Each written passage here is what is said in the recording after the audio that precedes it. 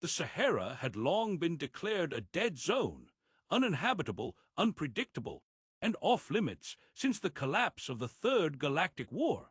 What once was golden sand, stretching endlessly under a blazing sun, was now a windswept graveyard for secrets both alien and human. After the last orbital strike scorched half the continent, no one returned. No one except scavengers. As dusk descended, a storm of fine glass dust had just passed, peeling away layers of forgotten earth. From beneath the cracked terrain, the curved hull of something colossal glinted faintly, jagged, corroded, and half-buried in its own history. It was a derelict alien warship. No signal, no defense grid, just bones of a once mighty beast stranded in the dust.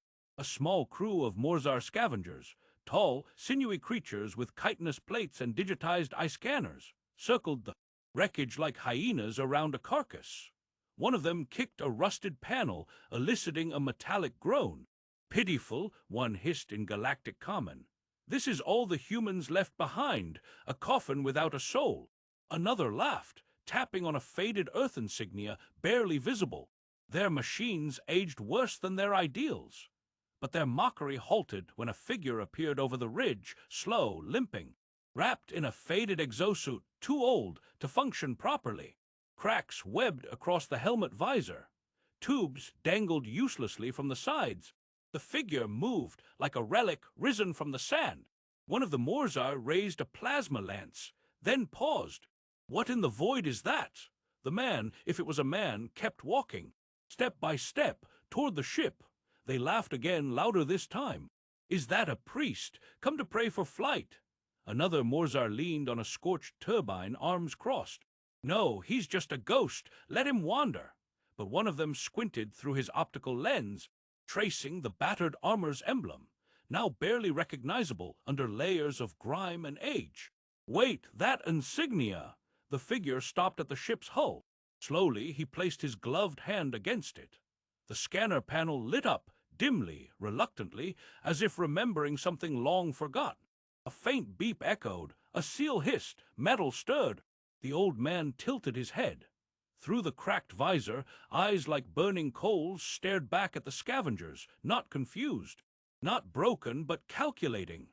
One of the Morzar chuckled, shaking his head. "This human relic, what does he think he's doing? Praying for the ship to fly again?" He didn't know. None of them did. That old man had once designed the strategic core protocols for the interstellar Earth fleet, and he remembered every single line of code. Elian Kale lived alone, buried under layers of time, dust, and regret. His home, if one could still call it that, was a half-collapsed biodome near the Martian dock relays in northern Algeria, a relic from the early terraform initiative.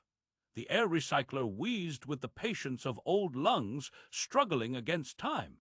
Rust clung to every pipe like bad memories. Solar panels blinked on and off, erratic, as if mimicking their owner's heartbeat. Elian sat at a battered terminal, its glass cracked in the upper corner. He wasn't reading the news. There was no news worth reading anymore. He was studying silence, the kind that lingered after choices had been made. He hadn't spoken to another human in 4 years, not since Asterisk they left. His wife, Maya, had died in orbit over Neptune, one of the civilian casualties in the final sweep of the Third Galactic War. His son, Ivan, had renounced his surname and joined the Terraformers Guild on Europa. Elian didn't blame him. What child would proudly carry the name of the man who let *** 3,000 soldiers die on? Mercury, he didn't forget that number. Neither did history. Nix 9. That was the name of the program he had written, line by line, over sleepless years.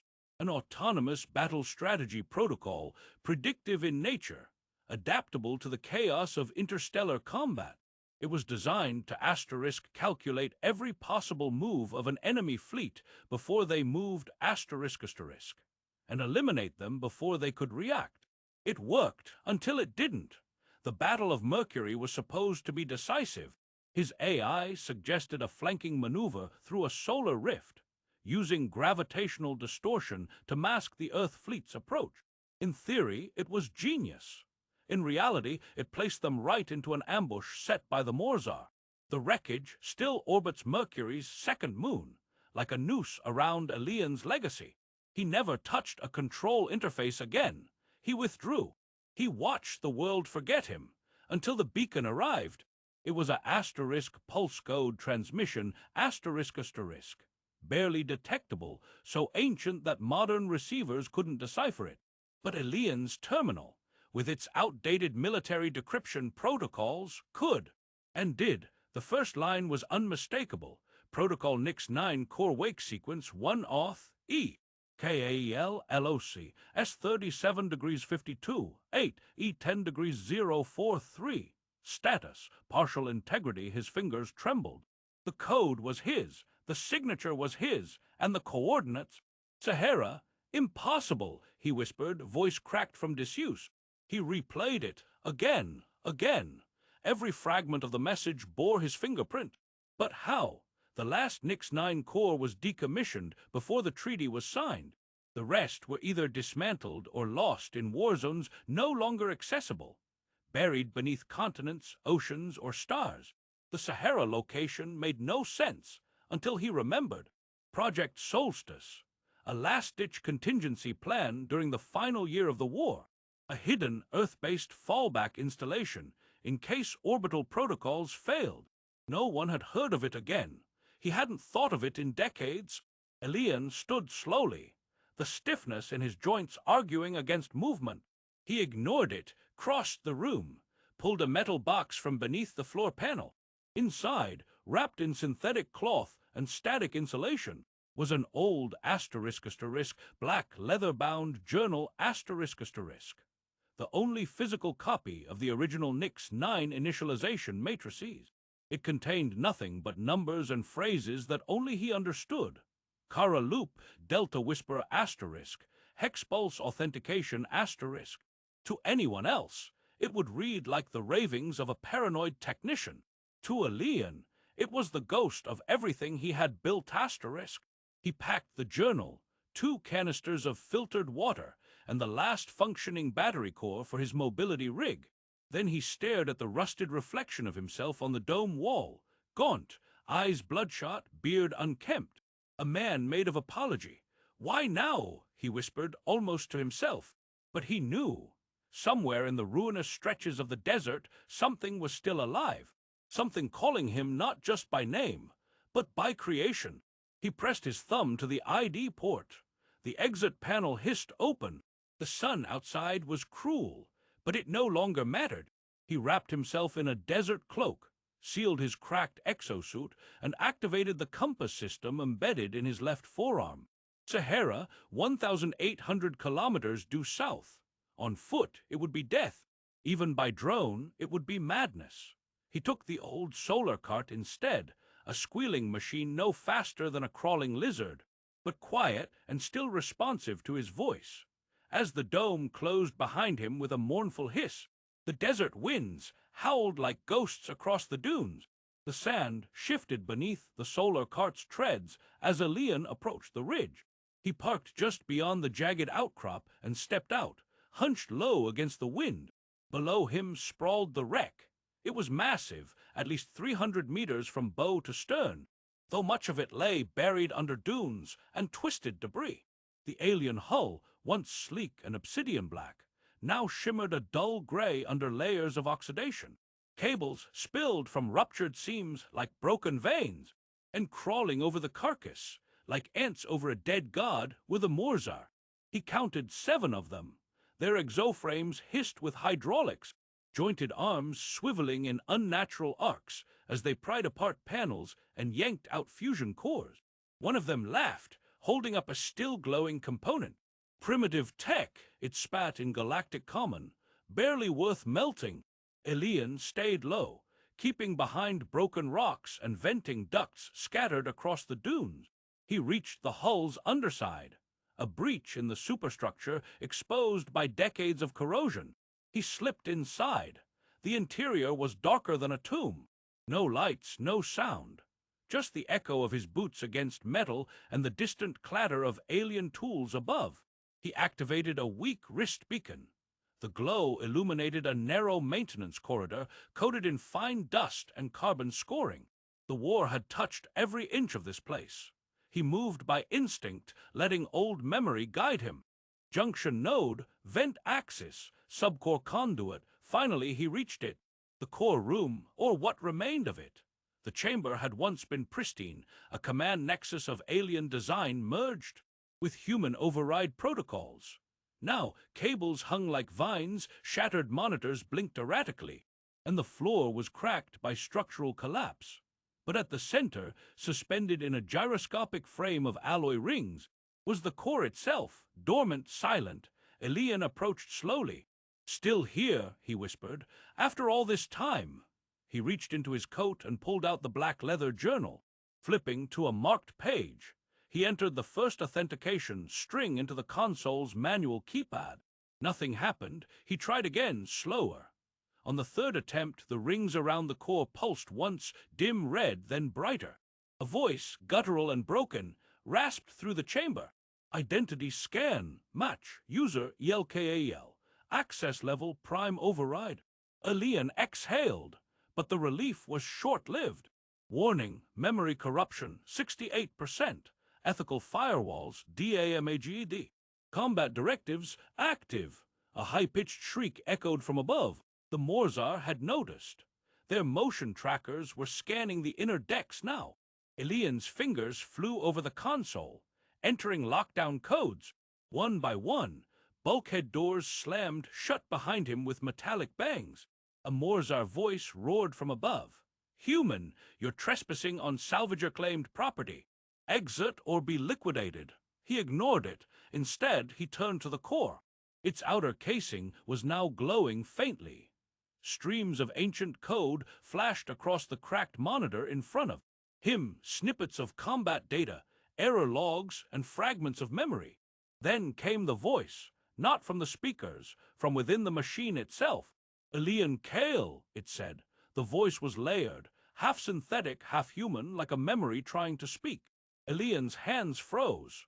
"I didn't think you'd still be running." "Running is inefficient," I persisted. "A beat. You wrote my beginning. You wrote my war. How many died by your order?" Elian clenched his jaw. "I didn't give orders. I gave options. And soldiers followed them into fire. You called it efficiency." He stepped closer. "I never wanted this.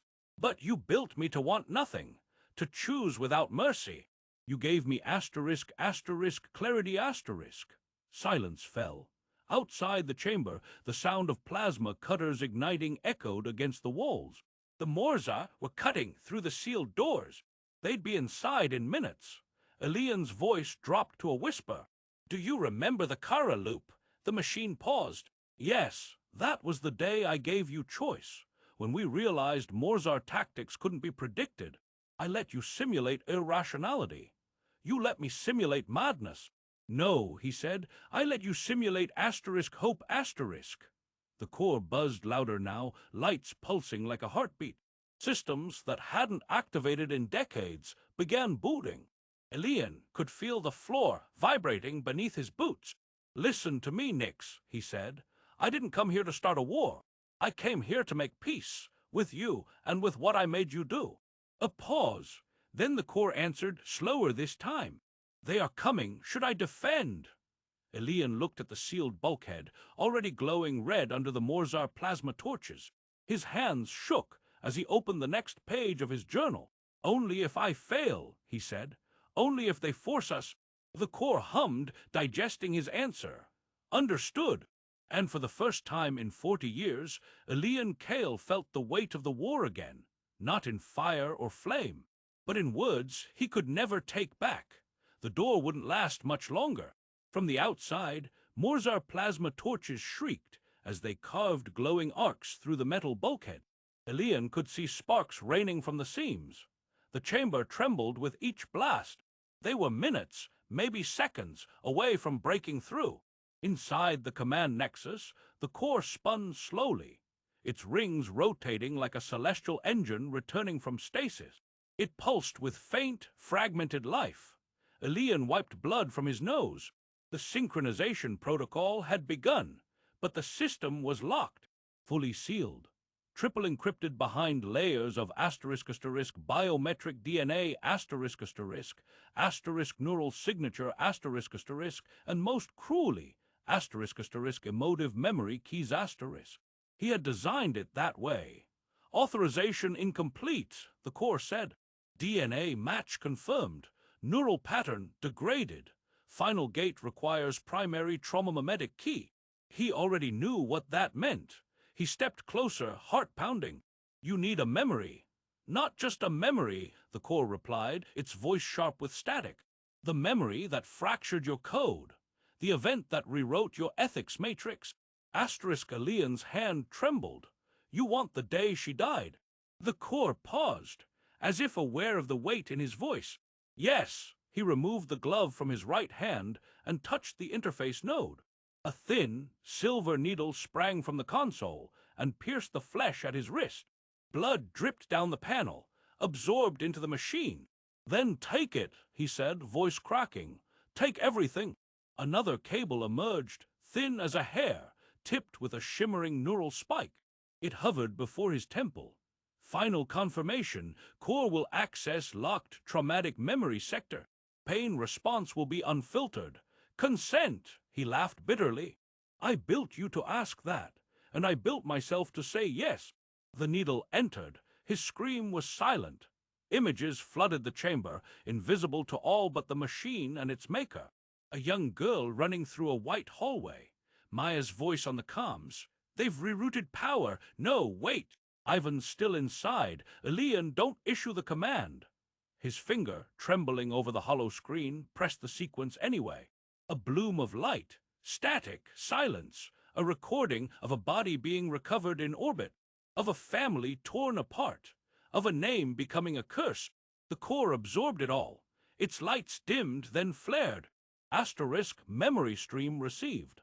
Final authentication key accepted. Access level full. Alien collapsed to his knees, gasping. Blood dripped from his nose, ears, and left eye.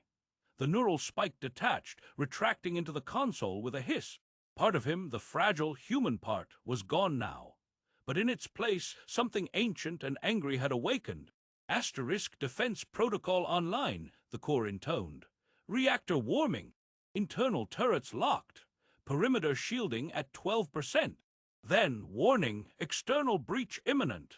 Alien forced himself to stand, leaning on the console. The door exploded inward. A blinding wave of plasma scorched the air as 3 Morzar warriors stormed into the chamber. Their armor gleamed like wet obsidian. One of them hissed, "Step away, human, that core belongs to us." Alien didn't move. Another Morzar raised a weapon. "You are unarmed. We could end you with a breath." Alien met his gaze.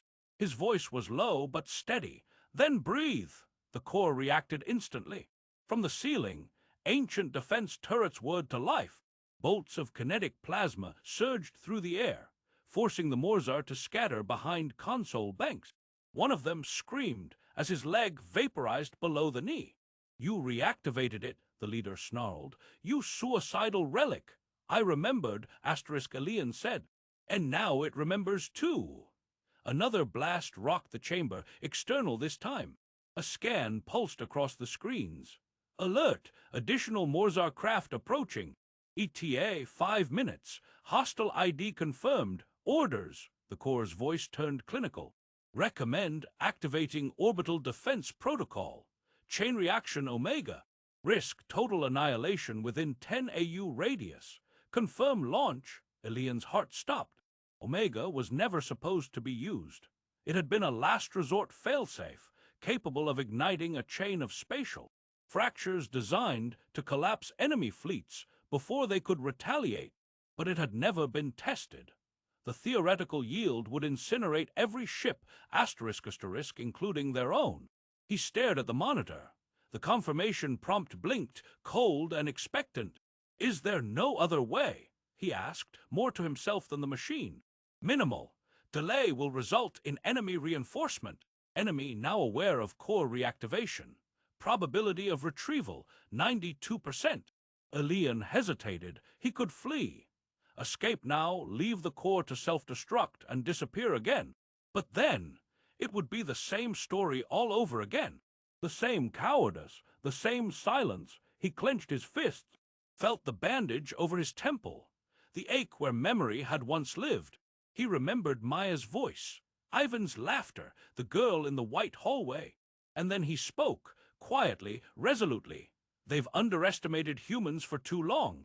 Outside the wreck, the sky was no longer empty. Above the stratosphere, a triangle formation blinked into visibility. 3 Morzar warships, each marked with the sigil of the 4th Salvager Fleet. Silent, cold, and without ceremony, they pierced the upper atmosphere like spears of judgment. Elian stood inside the core chamber, watching the incoming data flood across the monitors. The ships were closing fast. Fleet has entered orbital range, the core announced. Command vessel, Morzar designation, Oathbreaker. Estimated crew, 1,300. Configuration suggests heavy plasma artillery and fleet-wide neural link coordination. The inner doors behind Elian sealed with a heavy clang as the last remaining Morzar warrior outside the core fell. To the floor, his armor smoking from an internal turret strike. Elian barely noticed. His eyes were fixed on the tactical map, 3 red dots descending like fate itself. Awaiting directive, the core continued. Recommend use of Staringe protocol. Deployment radius, 10 astronomical units. Total annihilation of incoming vessels guaranteed. A prompt blinked into life. Engage STRRANG target. Hostile vessels *YN. Elian didn't move. His reflection hovered in the cracked screen. Bloodshot eyes, streaked with sweat and dried blood. A ghost staring back at the man he once was. 10 AUs, he muttered. That's the reach of a star's anger. The core responded without sentiment. Weapon integrity nominal. Collateral damage outside blast radius. Negligible. Earth sectors unaffected. But Elian knew better. It wasn't about physical fallout. It was about what it meant to fire first again. He turned away from the screen, slowly walking in a circle around the core. The hum of energy filled the room like the breath of some ancient beast awakening. The air itself tasted of ionized history. If we fire, he said aloud, we become what they always claimed we were. The core responded. Tactical projection. If we do not fire, enemy fleet will retrieve this ship, the core, and potentially reverse engineer. Strategic protocol, Nix. Elian squeezed his eyes shut. I know. The past pressed against him like armor he couldn't remove. The Battle of Mercury. The voices of command. Maya's last transmission. The scream he didn't let himself release when the news came. The silence he wrapped himself in for 40 years. And now this. He was here again at the fulcrum between survival and destruction. Again asked to choose who dies and why **. Give me another option, he whispered. Insufficient data for guaranteed containment, the core replied. He turned back toward the console and paused. There, rotating in the holospace, was a small blinking signature. Not a warship, not a fighter. A satellite, small, fast. Barely shielded, he tapped it. What is that? Morzar Fleet Command Relay. Orbital Tactical Satellite. Coordinates, intership communication, and fleet-wide neural synchronization. He stared at it. Then, for the first time in hours, smiled bitter but real. If we blind them, they will be unable to act as a unified combat force. Chaos will ensue. Elian pressed his palm to the console. Then blind them. The core paused, as if waiting for him to second-guess himself. He didn't. Clarify command, it said. Adjust Staringe vector to isolate and target relay satellite only, he nodded. Not out of mercy, out of message. Message confirmed. The console transformed, showing a new targeting arc. Sharp, narrow, a single shot through the stars. The satellite pulsed in the crosshairs like a heartbeat. Weapon charging. Estimated time to impact, 14 seconds. Elian stepped back from the console and looked up through the fractured skylight above the chamber. The darkening sky shimmered faintly. 3 warships prowling just outside low orbit. 14 seconds. Each one felt like a lifetime. His voice was barely audible. This isn't revenge. This is proof that we can still choose restraint. 10 seconds. The Corps' voice echoed, almost curious. You believe this will change them? He closed his eyes. No, but it might change us asterisk. 5 seconds. He held the old journal tightly against his chest. 1. The sky screamed.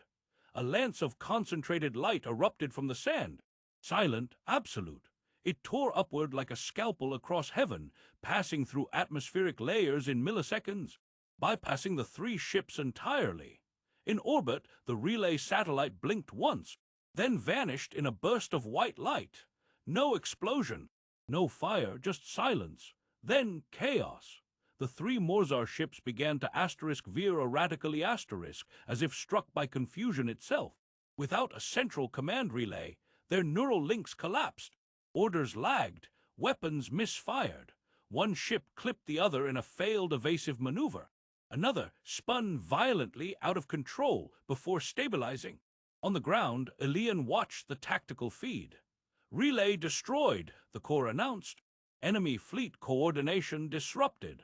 Probability of counterattack reduced to 6%. Elian let out a breath he didn't know he'd been holding. One by one, the red dots retreated asterisk. No further transmission, no return fire, just shadows slinking back to the stars. He leaned on the console, trembling, not from exertion, but from something deeper, something that felt like release. The Corps broke the silence. You could have destroyed them, he nodded, but I didn't. A pause. Your decision is anomalous, unexpected. Elian looked up. Good, he said. It means I'm still human. The sun had already begun to rise when Elian stepped out of the wreckage. His joints ached. His legs buckled with every step, and the skin at his temple burned where the neural link had fused and torn. Blood still trailed from his ear, crusted and dry, but he was breathing, alive. Behind him, the alien warship shuddered once, deep within its ancient hull, then began its final sequence. The lights dimmed. The rings around the core ceased spinning, and from the buried reactor beneath the sand, a soft hum climbed toward crescendo. Elian turned and watched, unmoving. Then, without fanfare, without fire, the ship collapsed inward upon itself in a brilliant, silent implosion. A column of blue light spiraled upward, shooting into the morning sky like a departing soul. To anyone watching from orbit, it must have looked like a star falling in reverse. Then nothing remained but silence and a smooth crater lined with scorched glass. Elian let out a slow breath. He walked away, not quickly, not triumphantly. Just forward. The news spread like solar flare. No one knew the full details, but the headlines wrote themselves. Asterisk, unknown human disrupts Morzar fleet from Sahara dead zone. Core ship implodes after unauthorized reactivation. Was it Earth tech? The ghost of Mercury, redemption or reckoning. Rumors flared across fringe networks. A lost Earth engineer. A derelict weapon from the Third Galactic War. A single shot that dismantled a coordinated alien strike without a single casualty.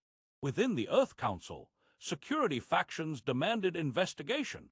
Military hawks pushed for retrieval. Peacekeeping envoys whispered about asterisk diplomacy through restraint. But no one had a name. No one, that is, except a handful of AI systems that suddenly, inexplicably, refused to fire without ethical review asterisk. Each of them citing a ghost protocol, Kale override asterisk. And even then, there was no trace of Elian Kale. He didn't return to any city, colony, or archive. Months passed. Then a traveler told a story. A tale of a man in the desert, living among the nomads. He wore a cracked exosuit and carried a black journal bound in worn leather. The children called him Teacher Elian asterisk. He built water filters from broken satellites, repaired old coding terminals, and taught binary through riddles. He told no stories of war, but he taught something else: how to forgive machines, and how to forgive yourself. In the heart of the dunes, at the edge of the crater where the core ship had vanished, stood a small structure. Not a building, not a monument in the traditional sense, just a asterisk rough stone pillar, built from fragments of alien alloy and scorched earth metal, stacked with care and bound with sand glass. At its center, etched by hand with a trembling tool, was a single line. Technology has no soul, but the one who wields it does. Asterisk no plaque, no name, no flag, only silence and sky. Some say Elian still lives there, walking barefoot through the sand, eyes scanning the horizon not for enemies, but for questions. Some say he speaks with satellites in his sleep, that he rewrote the Nix protocol into poetry, that he whispered a command into the desert wind that made the stars blink once, as if in acknowledgement. Others say he died long ago, and that what remains is only the echo of guilt learning how to sing again. Elian Kale never returned to the cities, not to the labs of Earth, nor the archives of Luna, nor the halls of apology that had long since locked their doors. He chose exile not as punishment, but as continuation. Among the dunes, he taught code not as a tool for control, but as a language of understanding. To the nomad children, he spoke of balance, that asterisk precision without compassion is merely calculation, not wisdom, that machines do not betray, but people can forget what they built them for. He told them, a circuit remembers what it's told, a soul remembers what it refused to do. And when asked why he came to the desert, he smiled faintly and said, because sometimes the place you once buried your past is where your future waits to be found. Elian sat beneath the stars one night, surrounded by curious children asking about the machines that once fought across galaxies. He didn't speak of war. He pointed at the night sky instead and asked, do you see that green shimmer? One boy nodded. It looks like it's blinking. Elian smiled. That's not a weapon, that's a promise.